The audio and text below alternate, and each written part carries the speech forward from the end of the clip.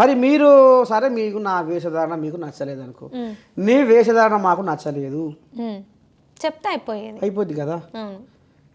నేను సరే మీరు ఏ టాస్కులు ఇచ్చినా ఆడతా, ఏ గేమ్లు అయినా నేను ఆడతా, ఆడి తీరుతా అంటే అగో ఆడ ఆ రోపు పట్టుకొని ఏలాడబడన్నారు, అది పట్టుకొని ఏలాడబడ్డా.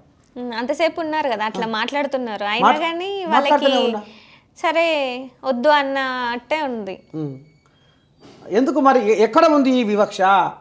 ఎందుకు ఒక సామాన్య గొర్రెల కాపరి ఇవాళ ప్రకృతి బడిలో గొర్రెగాసి కష్టనిష్ఠురపడి అవమానాలు, ఎగతాళులు, ఆటంకాలు, ఇబ్బందులు, కష్టాలు, కన్నీళ్ళు, నష్టాలు ఇవన్నీ ఇది చేసుకుంటూ ఇవాళ జనాల ఆదరణతో గీడి దాకా వచ్చిన ఒక కవిగా, రచయితగా, గాయకునిగా ఉన్న నరసయ్య తాత ఒక జర్నలిస్ట్గా, ఒక యాంకర్గా అడుగుపెట్టిండు, సమాజానికి సేవ చేస్తుండు.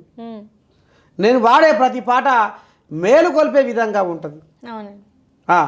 మరి ఏదో ఒకటి చెప్పకుండా అకారణంగా నన్ను ఎట్లా నువ్వు రిజెక్ట్ చేస్తావు?